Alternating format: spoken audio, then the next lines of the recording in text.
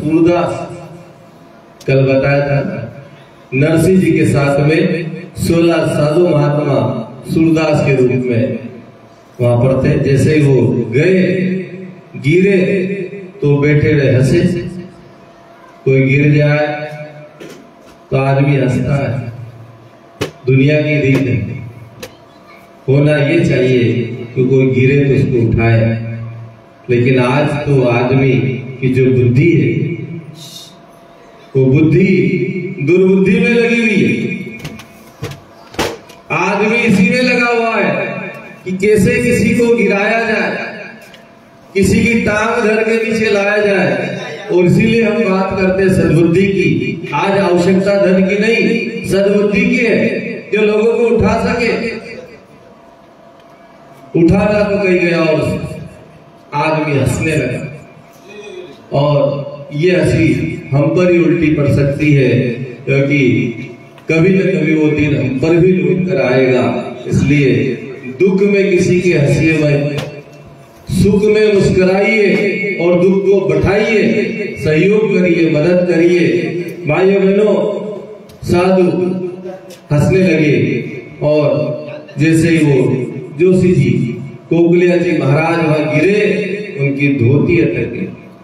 धोती की बड़ी समस्या है। धोती जो पहनता वही जानता है, कहीं पर भी अटक जाती है। और इसीलिए आदमी धोती छोड़कर पैंट पर आया, और पैंट छोड़कर पजामा छोड़कर अब जींस पर आ गया। और वो पाजामा रोज चिल्लाता है, पाजामा पाजामा पाजामा। उसकी मां धोती आज तक नहीं आ रही, बड़ी समस्या। कभी कभी पूजा करने का अवसर आता तो वहां भी आदमी को शर्म आती है, चिंता रहती, क्योंकि वो टाइट कपड़े पहनता है। भाइयों बहनों, टाइट कपड़े पहनने से आदमी को कई प्रकार के रोग लगते हैं। कई लोगों को कई तरह की समस्याएं, स्किन प्रॉब्लम जिनको भी हो रही है, उसका एक कारण ये टाइट कपड़े। आप इनको हटाकर देखिए, इससे बहुत रिलीफ मिलेगा। एक कारण ये भी, दूसरे कारण अंदर से हो सकते हैं, और एक कारण ये भी है, आपके शरीर में 3000 करोड़ जो छिद्र है, रोमकूप है, उनसे हवा ही नहीं जा रही। टाइट टाइट टाइट, इतने टाइट कि आदमी बैठ ही नहीं सकता। अभी तो आजकल कपड़े बच्चे ऐसे पहनते हैं, पलंग पे बैठते हैं, एक दिन खींचने वाला चाहिए। कईयों की स्थिति था, बड़ा दुख होता है कि क्या इस देश में हम आ गए। जहाँ धोती पहनते थे आराम से बैठते थे, पैंट पहनने लगे तो बैठने में तकलीफ होने लगी। और आजकल के इतने टाइट कपड़े आ गए कि एक जुड़ निकालने वाला भी चाहिए। तो जोशी जी महाराज गिरे, साधु हंस रहे थे। उधर से नरसिंह मेहता है, तो उन्होंने कहा साहब क्यों बाहर चढ़ाओ, आप तो पंडित जी हो। उन्होंने कहा साहब हम अंजार नगर से आए हैं, और आपकी जो ब्याही है, सगा है, वो आपको निमंत्रण भेजा है। आपको आपकी जो बेटी है, उनकी बेटी का ब्याह रखा गया है। द्योती बोलते हैं उसको, अपन नातीन बोलते हैं, द्योती का ब्याह, और वहां पर आपको माहिरा लेकर जाना है। ये कंकुपत्री आपको दी है, और अब मैं आया हूं तो मेरे खाने पीने की व्यवस्था कर। अब खाने पीने की जब बात आई तो वो तो भजनानंदी थे साहब, भोजन मिल जाए तो भी ठीक, नहीं तो भजन में ही आनंद है। और जिसको भजन में आनंद आने लगता है, फिर भोजन की जरूरत नहीं पड़ती।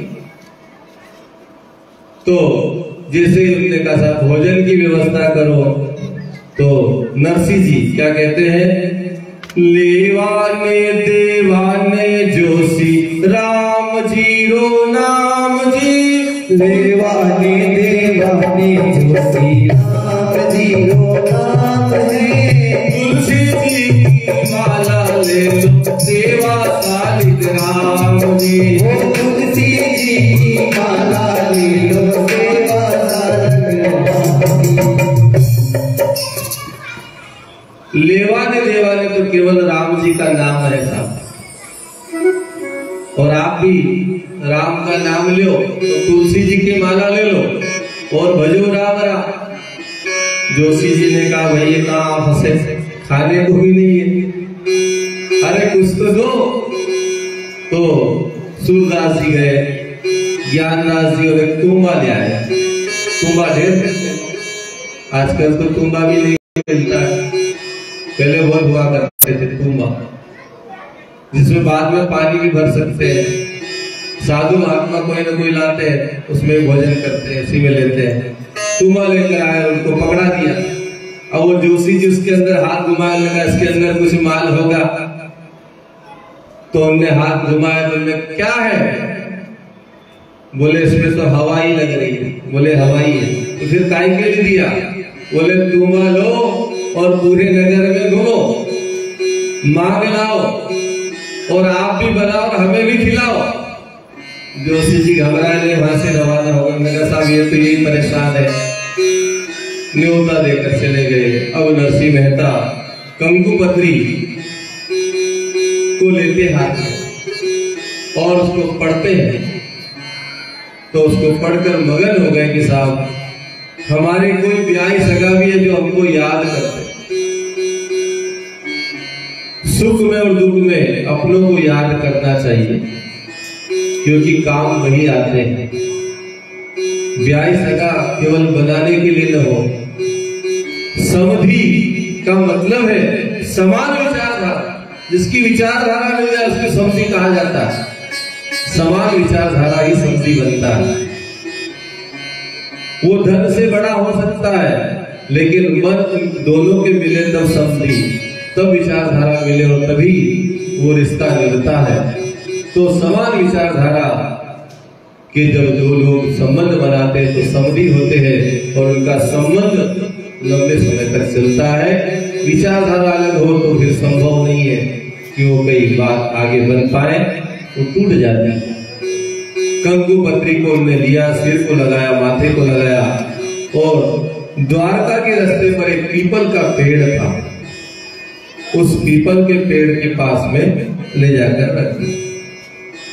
अपन पत्रिका का रखते हैं, अवेर के रखते हैं, तारीख याद रखते हैं कि वहां जाना पड़ेगा। उनने भगवान पर पूरा भरोसा विश्वास था। उनने पीपल की गोड़ में, झाड़ के वृक्ष की गोड़ में रखा और कहा कि प्रभु ब्याही का कागज आया है, सगारा कागज आया है। और क्या करना है? मायरा भरना है। उनने पीपल की गोड़ में रख दिया। क्यों रखा? उसके पीछे भगवान कृष्ण ने भी गीता में कहा कि वृक्षों के अंदर पीपल में मैं वास करता हूं, इसलिए पीपल की पूजा की जाती है। हमारी सनातन संस्कृति की विशेषता कि हम मनुष्य, मूर्ति, पशु, पक्षी, नाग और साथ में वृक्षों का भी पूजन करते हैं, नदियों का भी पूजन करते हैं। नदियों को भी देवी माना जाता है। नाग पंचमी को नाग का भी पूजन करते हैं और वृक्षों का भी पूजन करते हैं। बड़ सावित्री को बड़ की पूजा करते हैं। तुलसी जयंती पर तुलसी माता का अभी एकादशी गई, देवउठनी 11 को उसका विवाह करते हैं। ये सनातन संस्कृति की जड़ें मजबूत है, इसलिए दुनिया भर की संस्कृति आई और गई, लेकिन सनातन को डिगा नहीं पाई। सनातन को जीवन और जागृत बनाने का कोई काम करा दिए। जो धर्म की जो जड़ें हैं वो इतनी गहरी है कि उनको मिटा पाना और हटा पाना और बदल पाना संभव नहीं है। इसलिए सनातन जिंदा और जीवित है। तो कंकुपत्री उन्होंने वहां की और भगवान को कहा कि प्रभु अब सब काम आपको संभालना है। आकाशवाणी होती है कि नरसिंह जी चिंता मत करो, आपका जो कागज है इसकी जिम्मेदारियां अब हमारी। और कागज कंकुपत्री वहां रख कर वो अपने घर आते हैं और विचार करते हैं कि प्रभु ने तो आश्वासन दे दिया, पर आश्वासन देने के साथ ही भक्त की भी कुछ जिम्मेदारी होती है। आपकी भी ड्यूटी बनती कि भगवान ने कह दिया तो हो जाएगा, तो काम तो करना पड़ेगा, कर्म तो करना पड़ेगा। परम पूज्य गुरुदेव ने कहा है भगवान उसी की मदद करते हैं जो स्वयं की मदद करने के लिए तैयार होते हैं, उसी का भगवान सहारा और सहयोग करते हैं। कोई कुछ करे नहीं, कर्म न करे तो भगवान क्या मदद करेंगे, भगवान उसी की मदद करते हैं। तो उनने जब आकाशवाणी उसके बाद घर आकर उनने अपना अभियान चलाया, तो नरसिंह मेहता नानी भाई के मायरे की तैयारी करते हैं। और तैयारी में क्या करते हैं, अपने भाई बंधु के पास जाते हैं और वहां से उनसे कहते हैं नानी बाईरे माहेरारो भाया जस ल्यो जी, नानी बाईरा भाईरारो भाया जस ल्यो जी, माहेरा चलो छबीरा गाड़ी है तो जो, माहेरे चला छबीरा गाड़ी मोटो जो, गाड़ी जो होती तो नरसी देता तो खरी, गाड़ी जो होती तो नरसी देता तो खरी, बेड़ा वाकर टूट गए पिछवाड़े खड़ी, बेड़ा वाका टूट का पिछवाड़े वापड़ी, पड़ोसी बोला बेड़ा टूटा तो खरा, पड़ोसी उठ बोला बेड़ा टूटा तो खरा, बुढ़ावारी फाट गई टूट गया, बुढ़ावारी फाट गई टूट गया। अब भाई बंधु के पास गए तो उनने कहा भाई नानी भाई के मायरा का आप थोड़ा बहुत जस ले लो और गाड़ी को दो। अब गाड़ी भी किसको दी जाती है, जो गाड़ी को सही सलामत रखे, सुरक्षित रखे उसको दे। नहीं तो गाड़ी मांग के ले जाए, पता चले कि इनका तो खुद का ठिकाना नहीं, गाड़ी का क्या करेंगे, गाड़ी को इधर उधर कर देंगे तो अपनी गाड़ी खराब हो। उन्होंने कहा साहब गाड़ी तो होती तो देते, पर गाड़ी तो टूट गई। अब नरसिंह जी ने क्या करा, भाई टूटी तो टूटी, तो टूटी गाड़ी मांगी और पड़ोसी के पास से पहिए मांग लिए, चाक मांग लिए और जैसे तैसे गाड़ी तैयार करी। और फिर अब गाड़ी मिल गई तो क्या करें, उन्होंने कहा साहब गाड़ी तो मिल गई, अब क्या चाहिए गाड़ी में, गाड़ी को चलाने वाला भी तो चाहिए, बेल चाहिए। तो उसके लिए मांगनी करते हैं, तो क्या कहते हैं नानी बाई रे भाई रारो भाया जस लियो, नानी बैरो भाईरारो भाया जस ल्यो, गाडूली तो मिलगी बीरा बेलिया हो तो जो, गाडूली तो मिलगी वीरा बेलिया हो जो, बेलिया तो तारे नरसी देता तो खरा, बेला तो तारे नरसी देता तो खरा, गाता वाली बोल दी में गोर गया बड़ा, नातावारी बोल लगे बोल ले पड़ा। बेल होते तो देते जरूर, पर क्या करा है, बेल की जो नाते हैं वो काट दिए। क्यों, जब बुजुर्ग हो जाते हैं तो कोई काम के नहीं रहते, क्या करते फिर उनको, आज तो हम बेच देते हैं। और हमारे देश में इतने बूचड़ खाने चल रहे हैं, उनमें वो बेल कट रहे हैं। भाइयों, केवल गाय की पूजा नहीं, बेल की पूजा होती है हमारे देश में। भगवान शिव का वाहन कौन है, नंदी, जो धर्म का प्रतीक है, उसकी भी पूजा होना चाहिए हमारे घर में। उसने काम किया तो उसकी सेवा होना चाहिए। तो पहले जमाने में गौशाला नहीं होती थी, गांव के बाहर ऐसे बूढ़े और बुजुर्ग गाय और बैल के लिए व्यवस्था बना दी जाती थी कि वहां ही रहे, चारे की व्यवस्था पूरा नगर मिलके वहां करता था। गोरवे को इनको छोड़ दिया। नरसिंह जी वहां चले गए और वहां जाकर बेलों से विनती की कि आप नानी भाई का जो मायरा है उसका काम सारो, और अभी आपके मरने के दिन नहीं है। बूढ़े बुजुर्ग मिल कभी मर जाए, आपके मरने के दिन नहीं है। आप नानी भाई के मायरे में चलो। और बेलों को तैयार किया और अब गाड़ी तैयार हो गई साहब। अब गाड़ी में रखे क्या? गाड़ी जैसे तैसे मिली, बेल मिल गए। अब गाड़ी में रखे क्या? सामान तो रखना पड़ेगा, क्या रखे? तो फिर जाकर बोले भाइयों से और अपने रिश्तेदारों से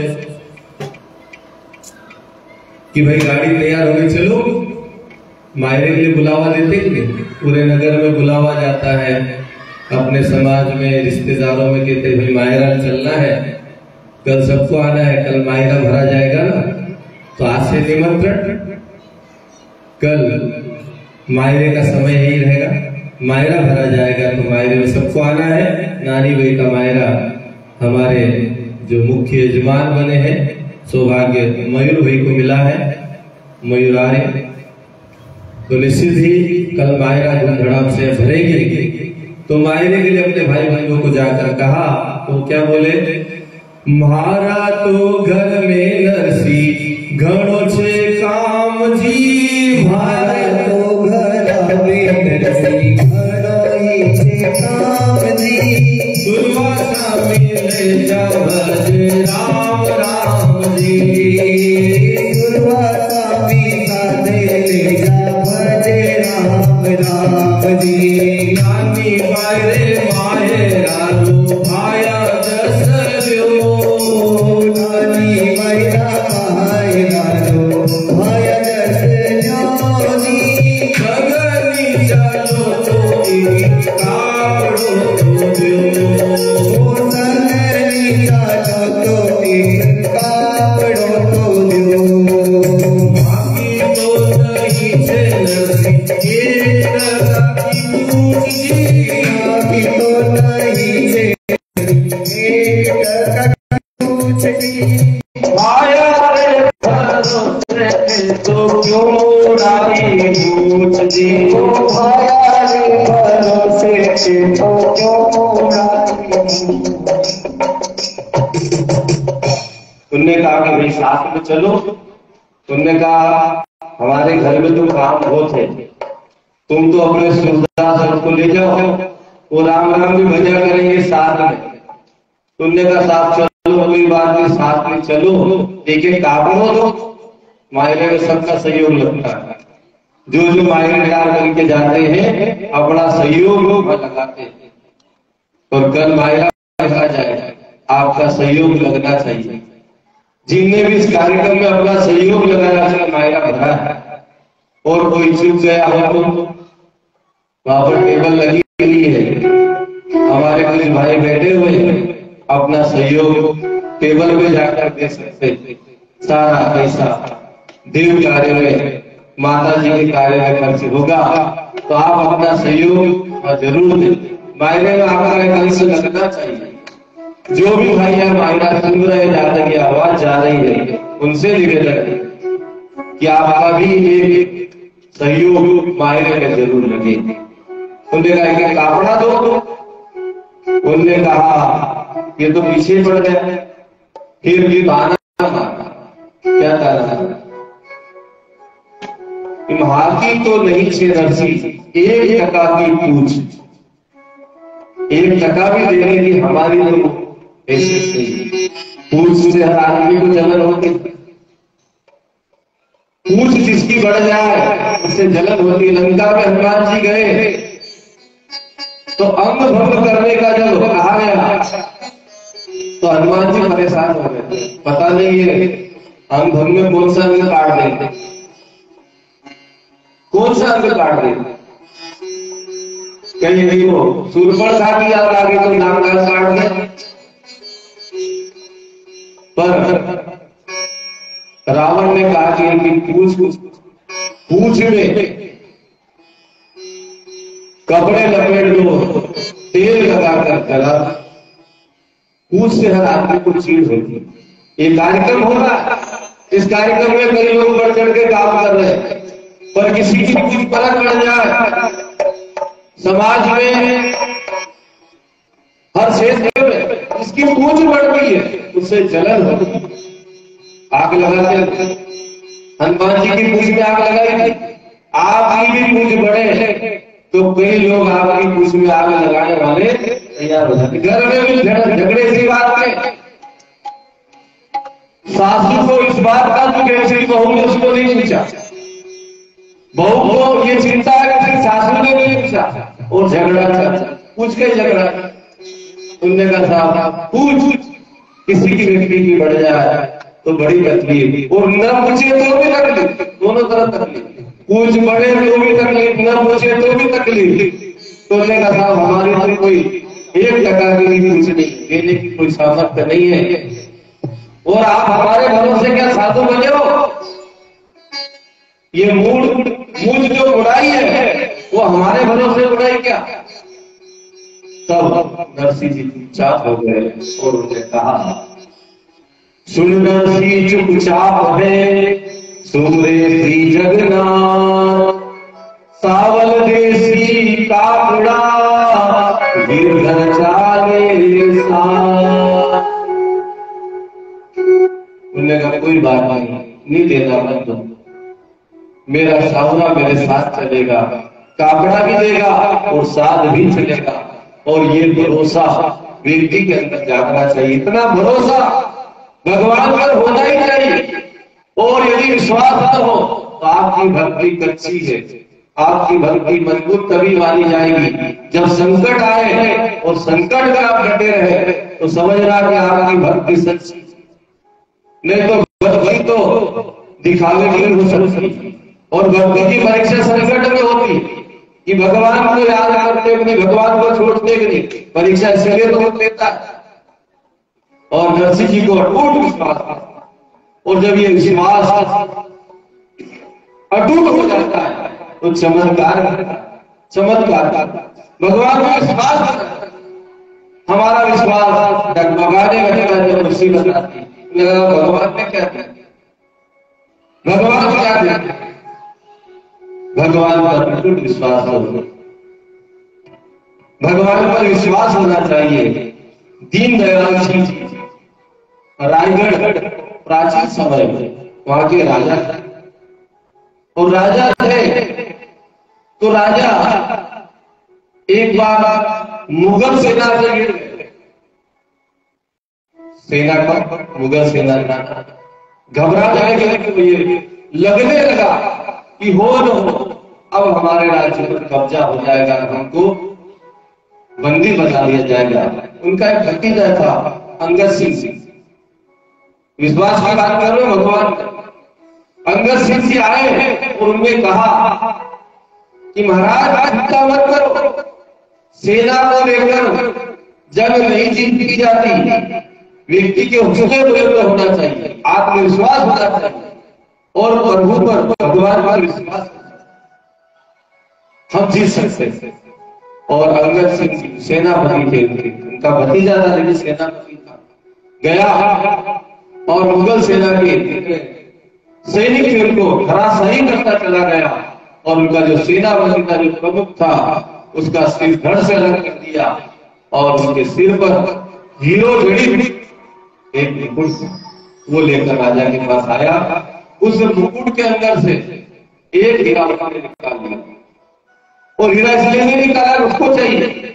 उसने प्रण किया था कि आज का युद्ध यदि जीत गए तो जो उसे प्राप्त होगा उसका एक हिस्सा भगवान श्री जगन्नाथ को समर्पित करूंगा। मुकुट मिला हीरे का एक हिस्सा, एक हीरा निकाल लिया और राजा को समर्पित कर दिया। अब जिसकी पूछ परख होगी उससे जलन वाले भी लोग रहते हैं।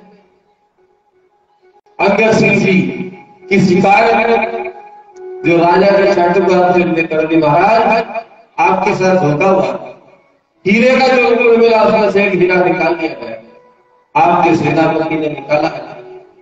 राजा ने उसको कहा कि भाई हीरा दे दो। उन्होंने कहा साहब मेरा प्रण है कि मैं ये श्री जगन्नाथ को चढ़ाऊंगा, जगन्नाथ जी को चढ़ाऊंगा। अब राजा को पता था कि इससे लड़कर तो नहीं ले सकते, युद्ध यदि लड़े तो नहीं ले सकते, क्योंकि युद्ध में वो बड़ा बलवान था, पारंगत, उसको कोई राज्य में हरा नहीं सकता था। इतनी सेना को मार के आया। क्या किया जाए? हमारे देश में हमारे धर्म और संस्कृति को तहस नहस करने के लिए कुछ जयचंद भी पैदा हुए, जो दुष्टों के साथ, दुश्मनों के साथ मिल गए और देश को बर्बाद करने में उनका हाथ भी था। ऐसे ही राजा के चाटुकारों को बताया तो उनने योजना बनाई कि साहब इसको मार दिया जाए। मारना किसे? इसका जो भोजन बनाता है रसोईया, उसको लालच दिया, लालच भी दिया और घर में दिखाया कि तुमको ये करना पड़ेगा, इसके भोजन में विष मिला दो, ये मरेगा तब तो भगवान को हीरे की क्या जरूरत? हमारे पास हीरा रहेगा तो काम का, भगवान को क्या? और उसकी आस्था थी कि भगवान को ही समर्पित होना चाहिए। तो रसोइयों मिल गया, घर के बाद लोगों ने आकर, लालच में आकर, और उस रसोइयों ने भोजन में जहर मिलाया। जहर मिलाया, वो जहर जैसे ही मिलाया, भोजन बना, भोजन परोसा। सबसे पहले भोजन को उसने भगवान का ध्यान लगाया और भगवान का स्मरण करके भोजन को जल घुमाया। और जैसे ही वो खाने लगा, रसोईया कि अंदर जो परमात्मा बैठा हुआ था वो जाग गए। हर मनुष्य के अंदर जो आत्मा है वो अनक्ष कार्य के लिए प्रेरित करती है, वो आत्मा जाग गई। उन्होंने कहा मुझे क्षमा करो, आपके भोजन में जहर मिलाया हुआ है, आप इस भोजन को मत करो। अंगद सिंह जी ने कहा कि अब ये जो प्रसाद बन गया है, भगवान का भोग बन गया है, इसको मैं बिना ग्रहण करे छोड़ नहीं सकता। प्रसाद को खराब करना पाप है, इसलिए तो भंडारों में कहा जाता भाई उतना ही लेना है, प्रसाद है। भंडारे में कभी भी अन्न को बर्बाद नहीं करना चाहिए। हम तो ये कहेंगे कि कहीं पर भी अन्न को बर्बाद नहीं करना चाहिए, और भोजन करने से पहले अपने भगवान का ध्यान रखना चाहिए। आपके भोजन में जो भी कमियां हो, किसी प्रकार की कोई समस्या हो, तो भगवान का स्मरण करने से सारी अशुद्धियां दूर हो जाएगी और वो भोजन प्रसाद बन जाएगा। अंगद सिंह जी ने भगवान को भोग लगाया और भोजन किया, उनको कुछ भी नहीं, जहर मिला भोजन कर लिया। पर एक बात उनके मन में आ गई कि अब यहाँ नहीं रहना, जो भगवान के लिए समर्पित है उस राज्य में क्यों रहना।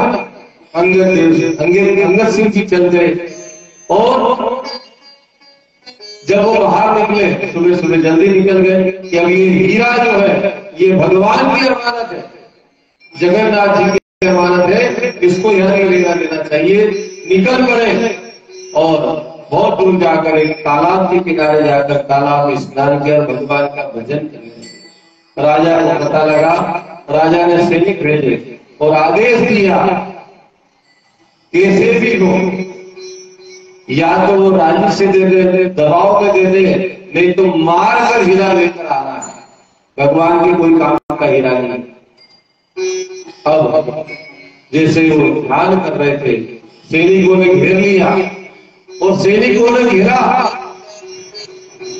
तो अंगद सिंह जी ने भगवान से विनती की, प्रभु इस समय में निशस्त्र मैं लड़ नहीं सकता, पर मेरा जो भाव है आपके प्रति है, ये जो हीरा है ये आपको ही समर्पित होना चाहिए, ये आपके लिए निकाला गया है और आपको ही मिलना चाहिए। उनने भगवान जगन्नाथ का ध्यान किया और कहा कि प्रभु न मैं आप तक आने की स्थिति में हूं, न इनसे लड़ने की स्थिति में हूं, इसलिए मैं आपका स्मरण करते हुए ये हीरा आपको ही समर्पित करता हूं। इसे भाव से उनने उस हीरे को तालाब में डाला। सारे सैनिक तालाब में कूदे, लेकिन हीरा कहीं मिला नहीं। वापस गए, राजा को बताया सारी घटना। और राजा भी आश्चर्यचकित रह गए। फिर से सैनिक भेजे, तालाब को पूरा साफ किया गया, लेकिन हीरा नहीं मिला।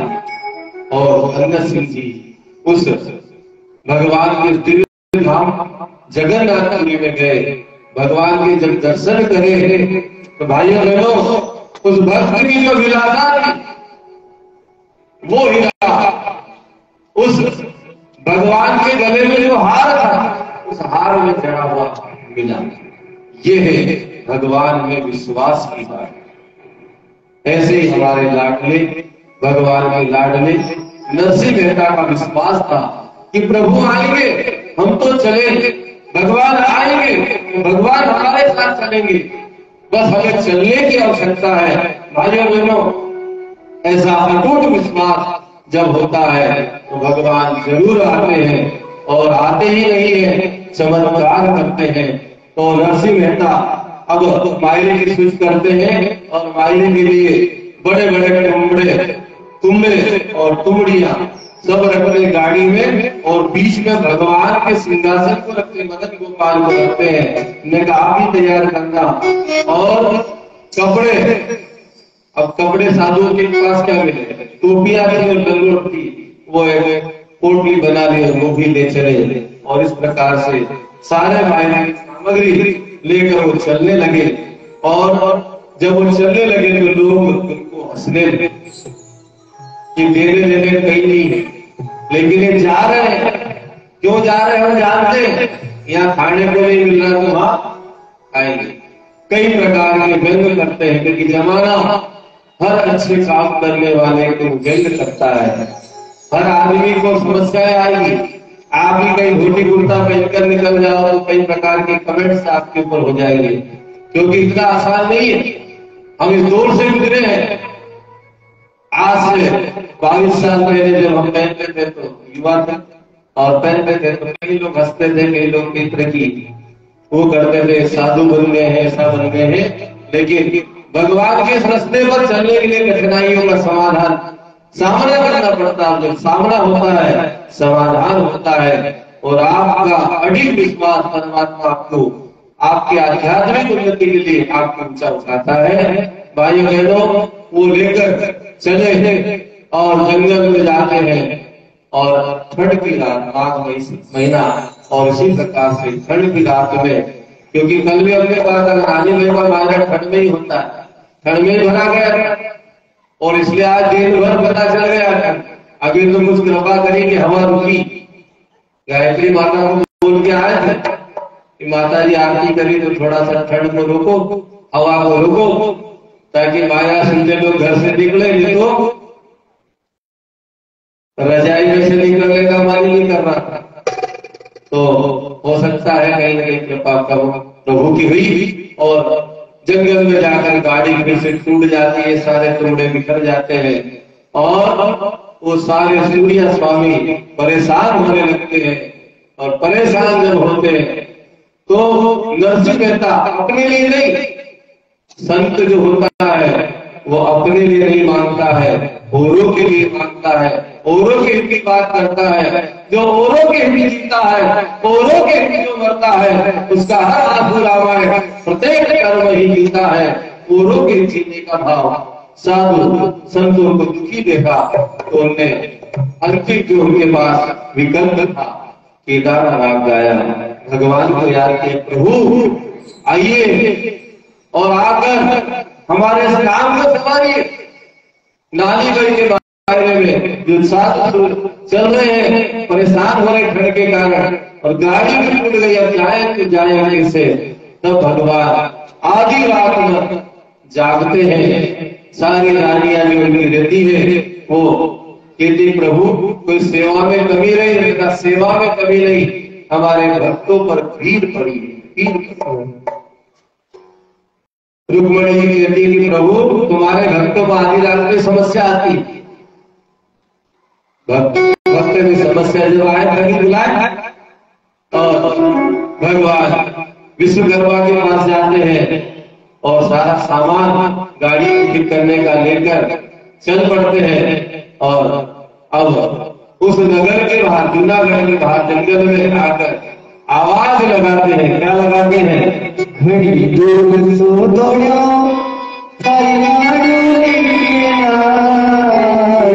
घड़ी दूर सो दौड़ो गाड़ी में बिठा ले बाबा जानो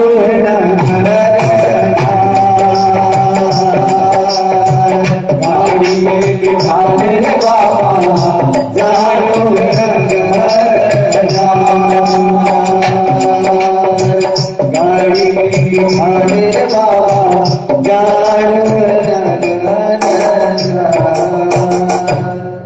गाड़ी में किसको किसको चलना है? भगवान के साथ। तो बेटे बेटे चल नहीं सकते, उठ के आना पड़ेगा। बैठो है गाड़ी, थोड़ा सा आनंद ले। कथा समागम की ओर जा रही है 10 बजे। भगवान के साथ, नरसिंह जी के साथ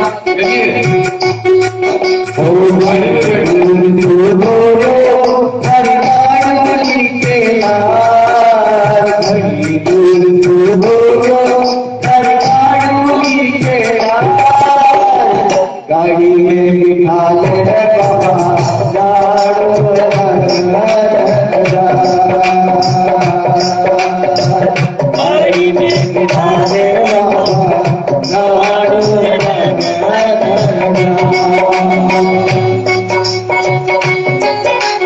गाड़ी में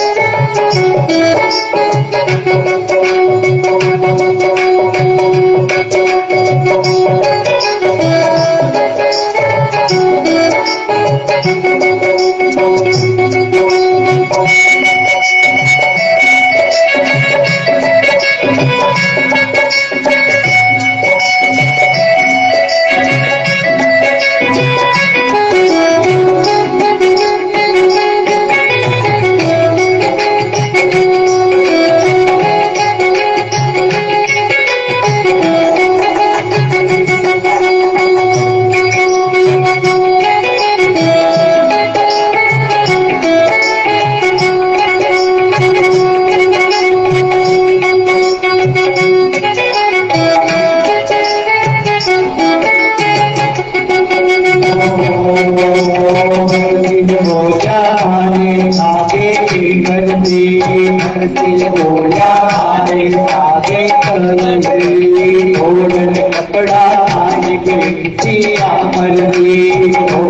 कपड़ा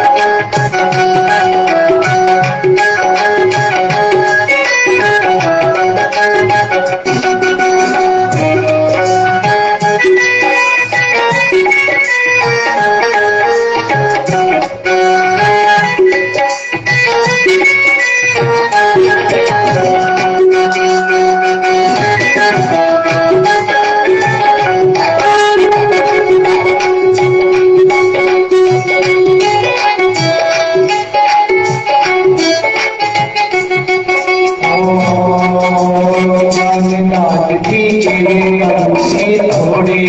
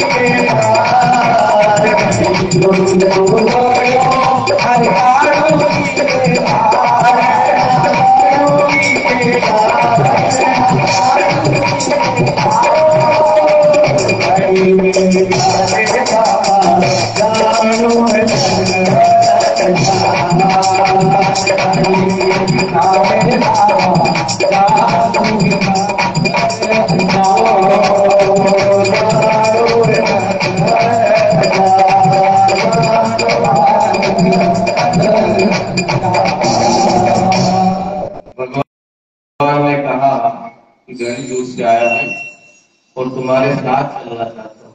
नरसी कहते हमारे लड़के क्या करोगे? उनने कहा कि मैंने सुना है कि वहां नरसी बेटा नानी बेटा मायरा घर है, मैं उस मायरे को लेकर चलना चाहता हूँ। उनने कहा आप चलेंगे से? ये गाड़ी तो हमारी टूटी पड़ी। हमने कहा साहब मैं ये काम करता हूँ, रचना ख्याति हमारा नाम है और ये काम है हमारा, अभी ठीक कर।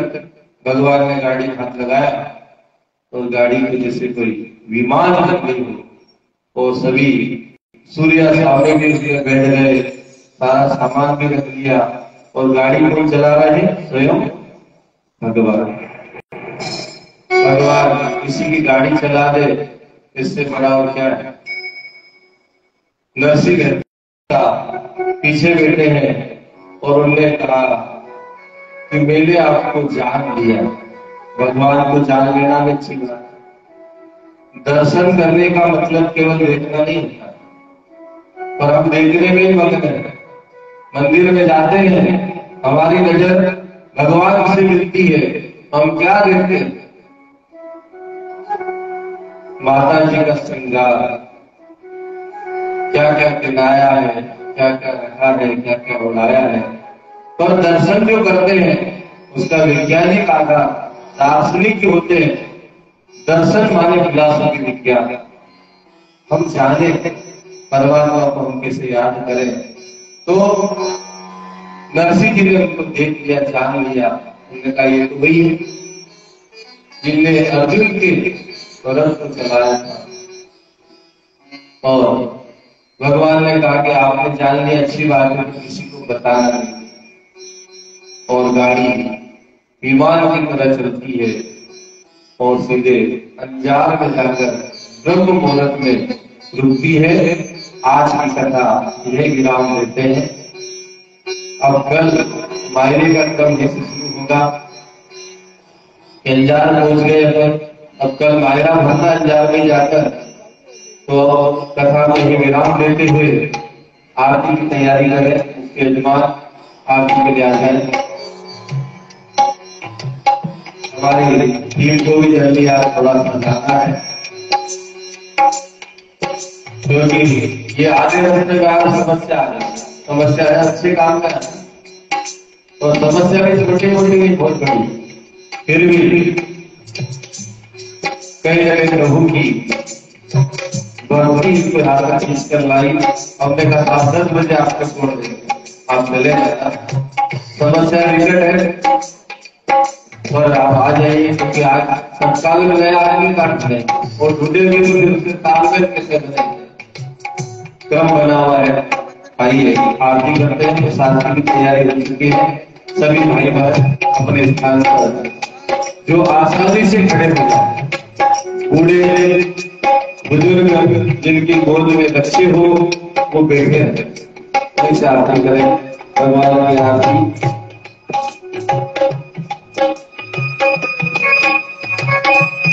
ओम जय जगदीश हरे, स्वामी जय जगदीश हरे। भक्त जनों के संकट नाथ जनों के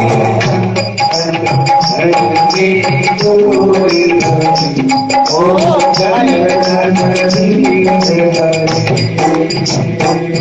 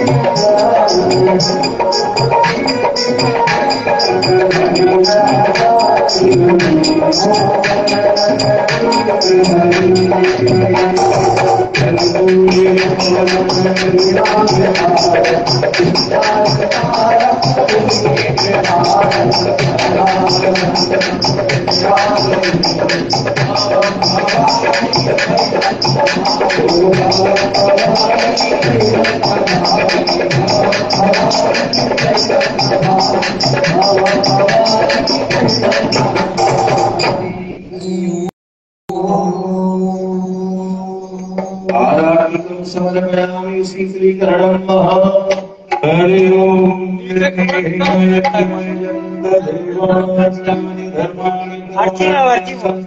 देवनागं महिमानं सकंद्रे त्रिपुरेशाध्याय चंद्रधिमा ओम राजाधिराजाय प्रसन्नसायिने नमो वैष्णवाय गुरुवे समय कामान कामकामाय प्रियं कामेश्वरो वैष्णवं ददातु कुबेराय वैष्णवाय महाराजाय नमः ओम तस्ति साम्राज्यं भोजं चौराजं पारवेष्टं च राज्यं महाराजमाधिपत्यमयं समन्वयाय सार्वधाता पृथिवी समुद्र पर्यन्ताय एकराडिगरदस्य लोको विगुतो भवत परिवेष्टानो मरुतश्याम सत्रे विष्णुस्य समुद्रे विश्वे देवाः समासते ओम एकदन्ताय च विदुः वक्रतुण्डाय धीमहि तन्नो दन्ती प्रचोदयात् नारायणाय च विद्महे वासुदेवाय धीमहि तन्नो विष्णु प्रचोदयात् लक्ष्मी च विद्महे विष्णुपत्नी च धीमहि तन्नो लक्ष्मी प्रचोदयात् विद्महे दिवाकराय च धीमहि तन्नो सूर्यः प्रचोदयात् तत्पुरुषाय विद्महे महादेवाय धीमहि तन्नो रुद्रः प्रचोदयात् कात्यायनी च विद्महे कन्याकुमारी च धीमहि तन्नो दुर्गे प्रचोदयात् देवकी नन्दाय च विद्महे श्रीवासुदेवाय च धीमहि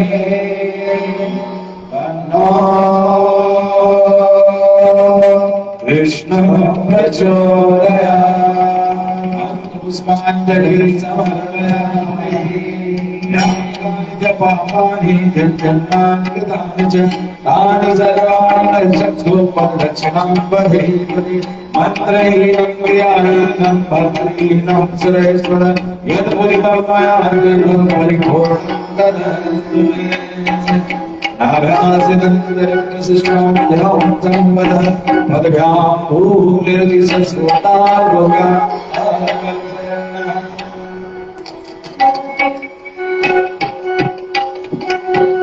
प्रसाद की व्यवस्था बनाए श्री प्रसाद लेकर जाए बिना प्रसाद के मेरे से आरती अब तो आ रही है आरती है माता बहन आरती लेकर सब अपने कपड़ों का ध्यान रखें